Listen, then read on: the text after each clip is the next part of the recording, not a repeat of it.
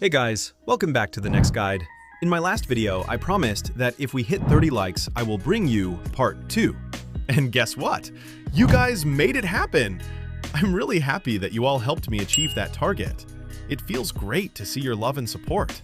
So here I am with 8 more powerful tips and hidden tricks in KineMaster that will take your editing to the next level. Just like last time, the 8th tip is going to be absolutely epic. Don't miss it. So grab your phone, open KineMaster, and let's dive straight in.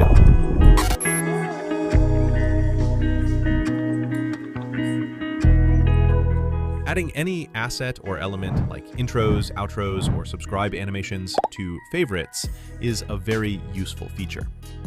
With this feature, you don't need to waste time searching through all the folders every single time.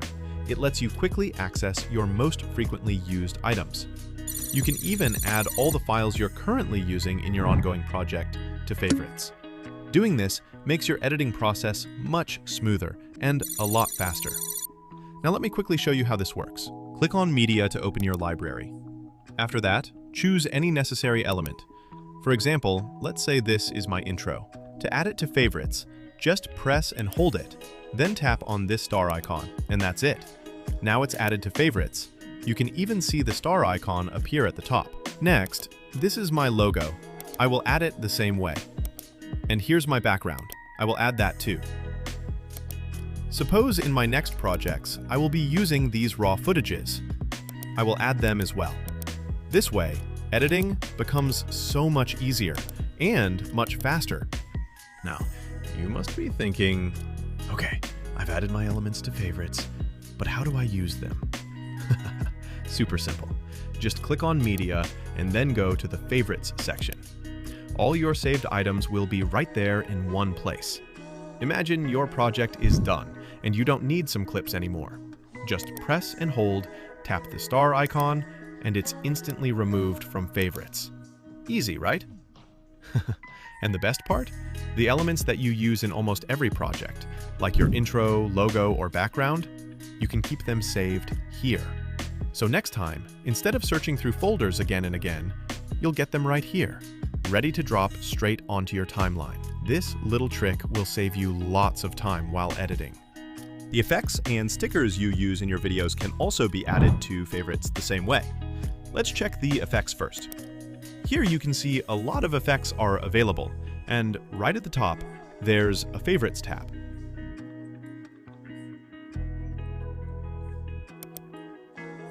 To add any effect, just long press on it, and it's added to favorites. Now, whenever you need it, no more scrolling and searching again. Just open the Favorites tab, and everything will be right there, ready to use. And if you want to remove them, simply long press again, and they're gone. It works the same way with stickers too. You can add the ones you use regularly. For example, this like sticker, the subscribe sticker, and even this arrow that I personally use in almost every video. Just long press to add it to your favorites. And if you ever want to remove it, long press again, and it's gone.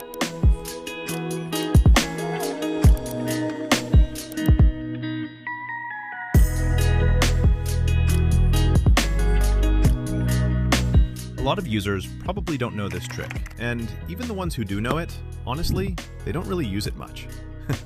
But in this video, not only will you learn how to take a screenshot, you will also discover the smart ways you can actually use this feature in your editing workflow.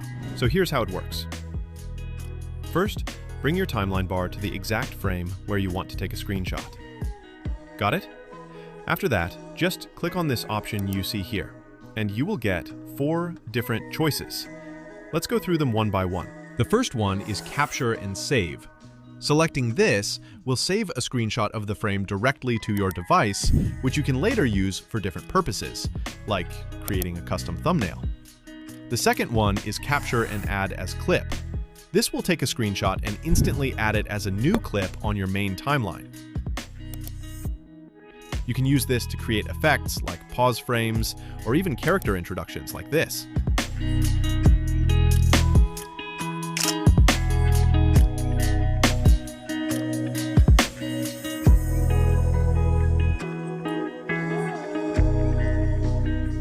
The third one is capture and add as layer. This adds the screenshot as a separate layer in your project, giving you more flexibility in editing. And finally, the fourth one is capture and add as thumbnail. This will directly set that screenshot as your project's thumbnail. The best part is, you can set a unique thumbnail for each project, which makes it easier to remember and organize them later.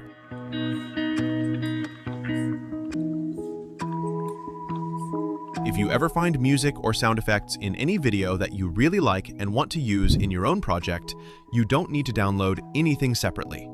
You can simply extract the audio directly from that video and use it in your edits. First, add the video from which you want to extract the audio.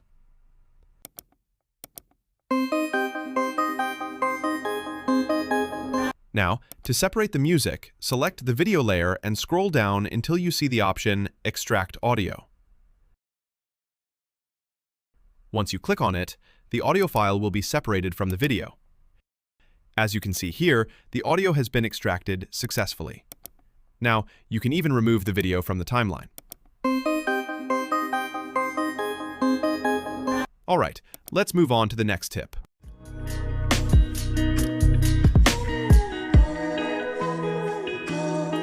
With the audio loop feature, you can easily convert your music into a loop, which means your track will keep repeating for as long as you want.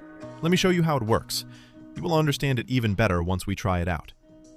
I have already added a video that's over 5 minutes long, and I have muted it so you can focus only on the background music. Now, let's add a track.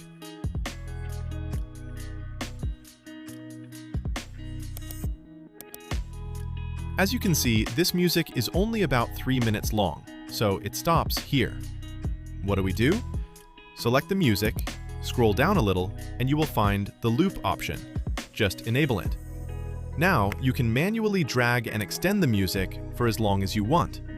And if you want the music to continue till the end of your video, just turn on the Loop to End option, and the track will automatically extend all the way. Let's play it back now.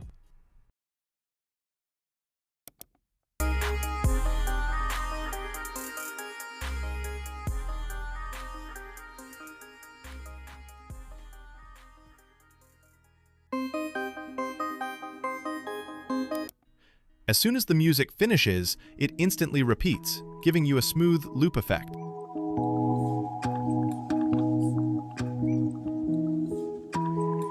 Audio Envelope is a really powerful tool that lets you manually control your audio levels.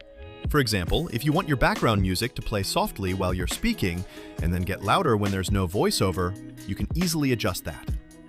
Now, yes, the same thing can also be done with the audio ducking feature, but honestly, in KineMaster, ducking doesn't always work properly. I'm not sure if it's just me or if you also face the same issue. Let me know in the comments.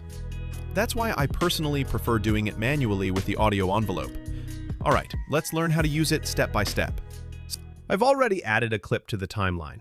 Let's listen to it once. Jay grew up in a small neighborhood where dreams felt too big for the streets. Every night he'd write rhymes in his old notebook. Okay, now I will add a background music.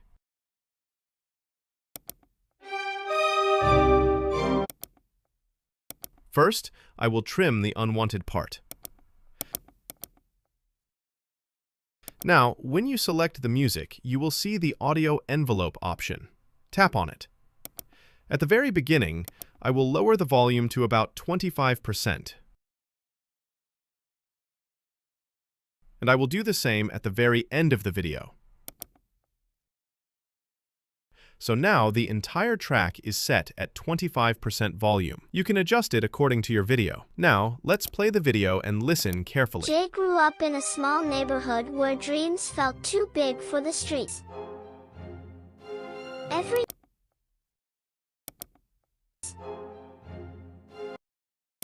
Too big for the streets. At this point, the voice becomes silent, so I will go back a little and add a point here. Then, moving a bit forward, I will add another point.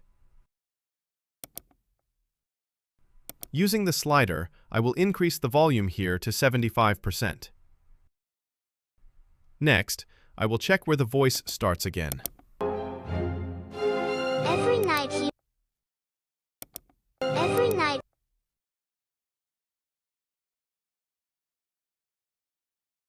At this point, I will keep it at 75% just like this one.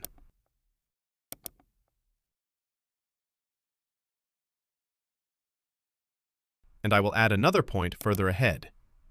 After that, I will drop this point back down to 25%, just like we set earlier.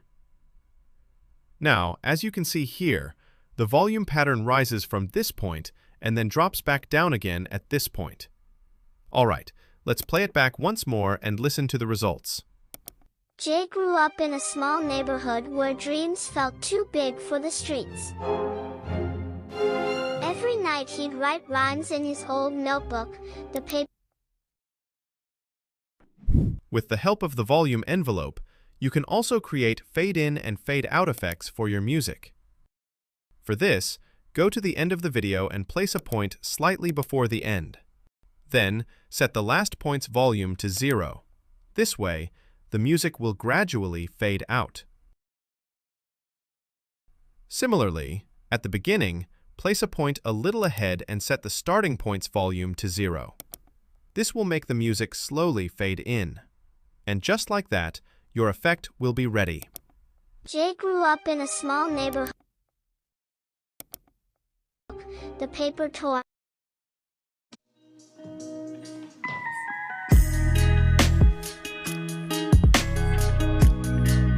Guys, for background images and videos, you don't need to waste time searching anywhere else. Just open the Media option in KineMaster.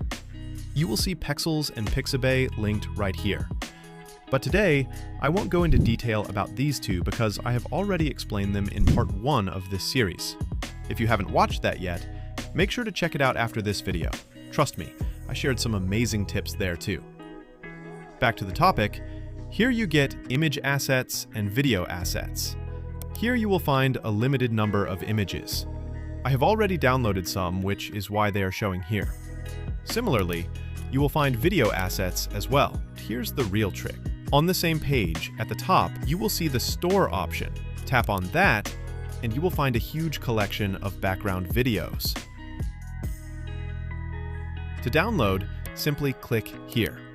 Whatever you like, you can download and keep it saved for later use.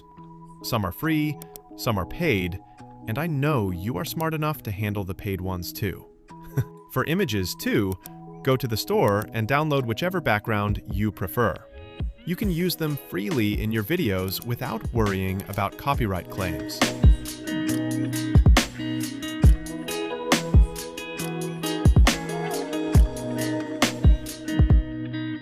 This is the editing of the last short I uploaded. Now, if you want to recheck the editing, most people just scroll through the timeline like this, right? But instead of doing that, you can simply click on this option to see all your layers in full screen. This way, it becomes much easier to spot any mistakes.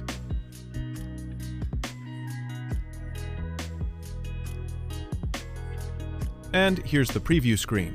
One click makes it bigger, click again to hide it, and one more click brings it back. This helps you analyze your edits more clearly. Down here, you will also find two very useful options.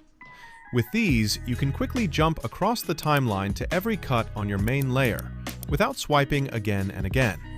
Of course, for short videos, scrolling is not a big issue, but for longer projects, these options save a lot of time. All right, and now we are finally at today's last tip.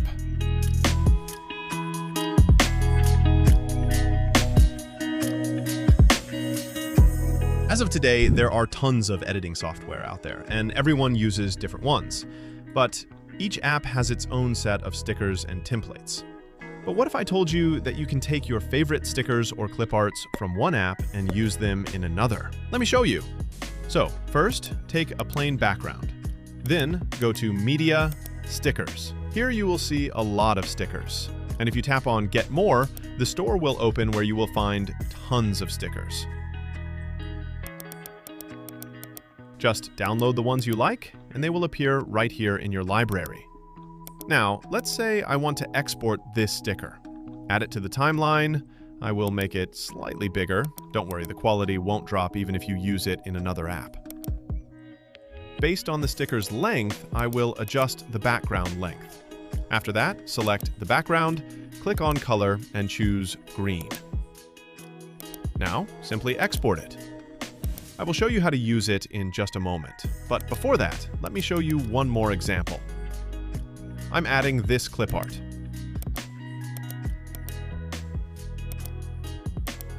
You can see it has smooth animation. Plus, you can even add text to it. To do that, keep the layer selected, then click on Properties.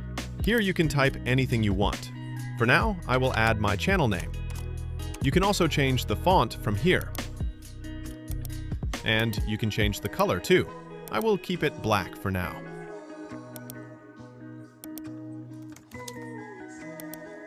Let's export this one too. Now, to use the sticker, first add it to a layer.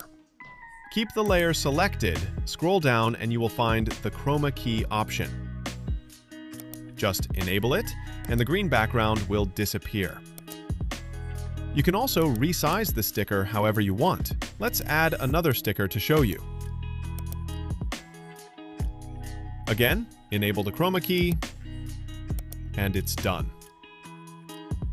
You might still see a little bit of green in the shadow area, so just adjust the settings slightly. And there you go! This way, you can add as many stickers as you want, completely free. So that's all for today. Hope you learned something new. If you enjoyed this video, make sure to hit the like button and share it with your friends. And if you have not seen part 1 yet, the link is in the description. Don't miss it.